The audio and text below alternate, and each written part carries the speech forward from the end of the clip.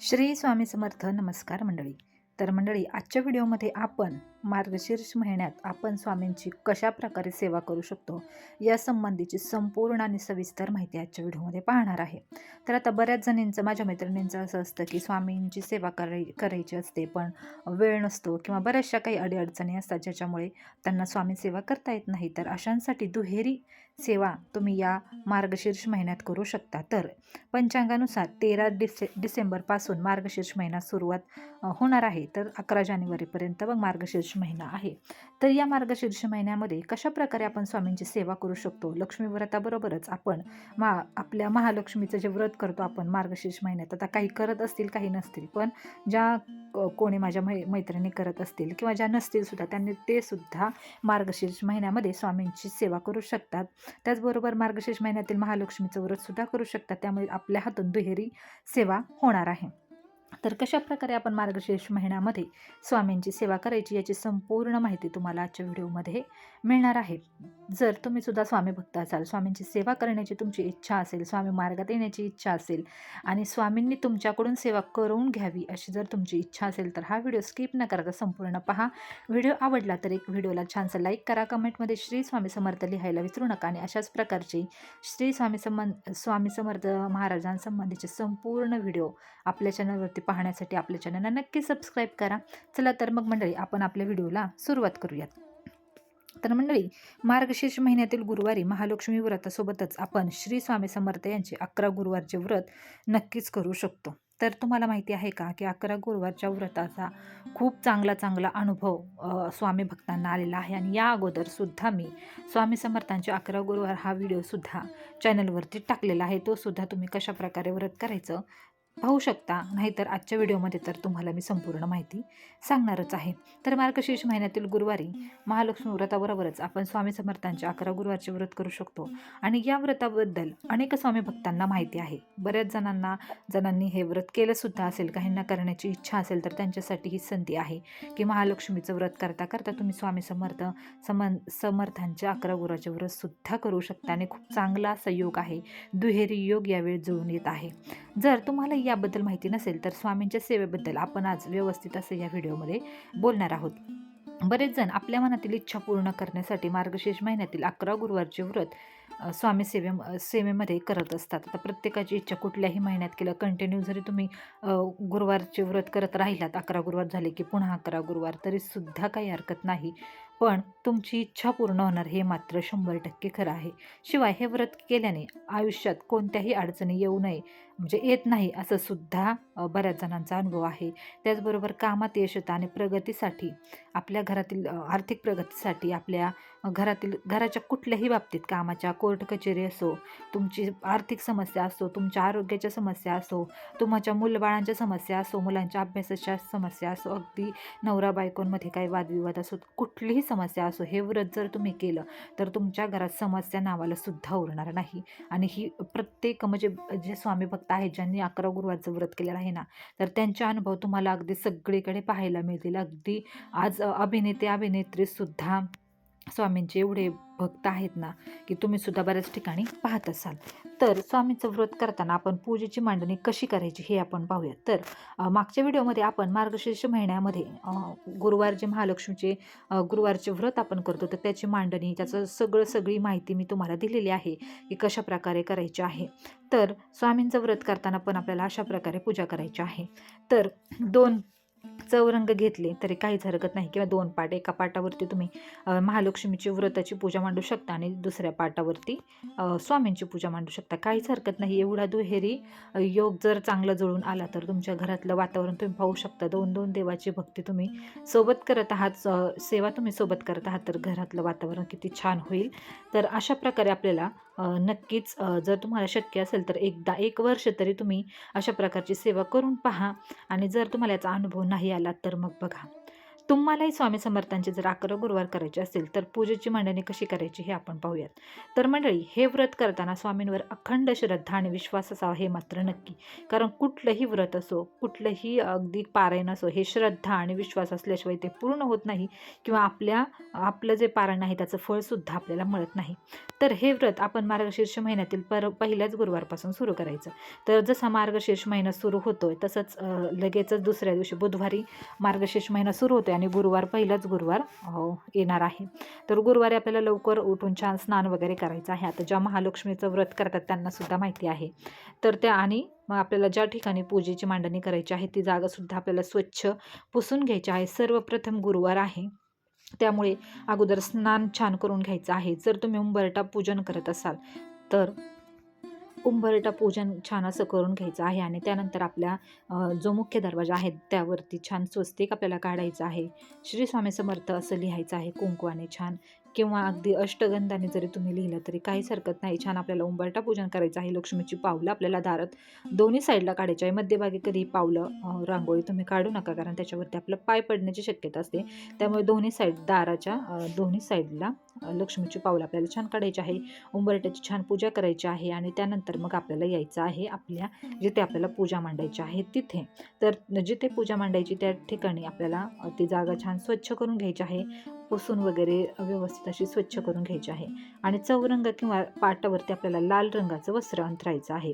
तर आता हे फक्त मी स्वामींचे व्रत करताना गुरुवारचं व्रत त्याची मांडणी आणि त्याची पूजा कशी करायची हे सांगते, कारण मागच्या व्हिडिओमध्ये मी मार्गशीर्ष महिन्याची पूजा कशी करायची हे सांगितलेलं आहे. तर चौरंग किंवा पाटावर बघ आपल्याला लाल रंगाचं वस्त्र अंथरून घ्यायचं आहे आणि आता आपल्याला त्याच्यावरती आपल्या घरात एखादा स्वामींचा फोटो किंवा मूर्ती जी असेल ते आपल्याला स्थापित करायची आहे. फोटो किंवा मूर्ती आपल्याला त्याच्यावरती ठेवायची आहे. आणि अगदी तुम्ही पहिल्यांदाच जर हे व्रत करत नसाल तर तुम्हाला मग छोटासा स्वामींचा फोटो आणणं गरजेचं आहे. जर तुम्ही मूर्ती आणली तर मूर्तीचं असं असतं की मूर्ती घरात असेल तर रोज हा अभिषेक हा मूर्तीवरती व्हायलाच लागतो किंवा करावाच लागतो. त्यामुळे मग तुम्ही छोटासा फोटो आणला तरीसुद्धा काहीच हरकत नाही. आणि मग फोटोच्या उजव्या बाजूला जर आपल्या घरामध्ये जी घंटा असते किंवा छोटीशी घंटी असते ती आपल्याला ठेवायची आहे. आणि जर तुमच्या देव्हाऱ्यामध्ये शंख असेल तर, आमच्या नाही आहे, पण जर तुमच्या देव्हाऱ्यामध्ये शंख असेल तर डाव्या बाजूला आपल्याला शंख ठेवायचा आहे, उजव्या बाजूला घंटा ठेवायची आहे. आणि ही मांडणी केल्यानंतर आपल्याला अगरबत्ती, धूप आणि दिवा छान प्रज्वलित करायचा आहे. आणि आता स्वामींना आपल्याला सर्वप्रथम गंध लावून घ्यायचा आहे आणि स्वामींच्या चरणी आपल्याला 5 फळं किंवा एखादं जरी घरात असेल तर आपल्याला ते फळ तिथे अर्पण करायचं आहे. समोर व्यवस्थित फळांची मांडणी करायची. अगदी 5 विड्याची पानं ठेवून तुम्ही 5 फळं ठेवली किंवा एखाद्या छोट्याशा प्लेटमध्ये 5 फळं ठेवली तरी काहीच हरकत नाही. आणि त्यानंतर आपल्याला एका छोट्याशा वाटीमध्ये साखर घ्यायची आहे आणि त्यामध्ये तुळशीची पानं आपल्याला त्या वाटीमध्ये ठेवायची आहेत. त्यासोबतच छोट्या लोटी तांब्या जो असतो एकदम छोट्या आकाराचा, तर त्याच्यात पाणीसुद्धा ठेवायचं आहे. आणि जिथे घंटी ठेवलेली आहे त्याच्यासमोरच आपल्याला घरातील जी जपमाळ आहे, आपल्या घरामध्ये जी जपमाळ असते ती त्या घंटीच्या समोरच आपल्याला ठेवायची आहे. आणि त्यानंतर मग स्वामीच्या मूर्ती किंवा जी काही फोटो असेल तुमच्याकडे किंवा मूर्ती असेल त्याला आपल्याला हार घालायचा आहे आणि प्रसादसुद्धा दाखवायचा आहे. आणि आपल्या घरात स्वामी समर्थांचं गुरुचरित्र असेल किंवा स्वामी चरित्र सारामृताची पोथी असेल तर ही पोथी आपल्याला त्या मांडणीमध्ये समोर ठेवायची आहे. आणि मांडणी करताना मनात फक्त स्वामींचं नाव आपल्याला जपायचं आहे. इतर कुठलाही विचार मनात येऊ द्यायचा नाही आहे. म्हणजे कसं की आपण मोठ्याने श्री स्वामी समर्थ म्हटलात तर कुठलाही निगेटिव्ह विचार आपल्यामध्ये येणार नाही, आपल्या मनामध्ये येणार नाही. त्यामुळे मनातली मनात जप करण्यापेक्षा तोंडाने जप करा आणि तोंडाने जे आपण बोलतो ते आपल्या मेंदूपर्यंत पटकन पोहोचतं आणि मग आपला मेंदू त्याच गोष्टीचा विचार करतो, बाहेरच्या कुठल्याही गोष्टींचा विचार करत नाही. त्यामुळे मग ही पूजा करताना अखंड स्वामीनामाचा जप करा. आणि हे व्रत करण्यापूर्वी 11 गुरुवारचा जे व्रत तुम्ही करणार आहात तर तुम्हाला कुठली इच्छा तुमच्या मनात आहे की ही इच्छा माझी पूर्ण व्हावी किंवा स्वामींनी हे व्रत माझ्याकडून पूर्ण करून घ्यावं आणि माझी इच्छासुद्धा पूर्ण करावी, अशी तुमची जर इच्छा असेल तर सगळ्यात महत्त्वाचं आपल्याला पहिल्या गुरुवारी संकल्प घ्यावा लागतो. कारण संकल्पाशिवाय कुठलंही व्रत पूर्ण होत नाही किंवा त्या व्रताचं फळही मिळत नाही. त्यासाठी मग संकल्प कसा घ्यायचा तर त्यासाठी एक आपल्याला ताट घ्यायचं आणि एका ग्लासात पाणी घ्यायचं आणि या ग्लासामध्ये एक चमचा ठेवायचा आणि या जे ताटात पाणी घेतलं आहे त्याच्यात एक फूल टाकायचं. आणि आता व्रताचा संकल्प घेताना चमच्याने थोडंसं पाणी उजव्या हातात घ्यायचं आणि ते फूलसुद्धा आपल्या हातात घेऊन जी आपली इच्छा आहे ती पूर्ण करण्यासाठी स्वामी तुम्ही माझ्या 11 गुरुवारचे व्रत मी करत आहे ते पूर्ण करून घ्या आणि माझी ही इच्छा माझी पूर्ण करा, असा संकल्प घ्यायचा आणि मग ते पाणी ताटात सोडायचं. तर अशा प्रकारे आपल्याला हा संकल्प करायचा. अगदी सोपा आहे संकल्प करायचा. करायचं माहिती नसेल तर नक्की अशा प्रकारे करा. आणि मग या सगळ्यानंतर आपल्याला 11 वेळा श्री स्वामी समर्थ महाराजांचा जप करायचा आहे. त्याचबरोबर 11 वेळा आपल्याला तारक मंत्राचा सुद्धा जप करायचा आहे.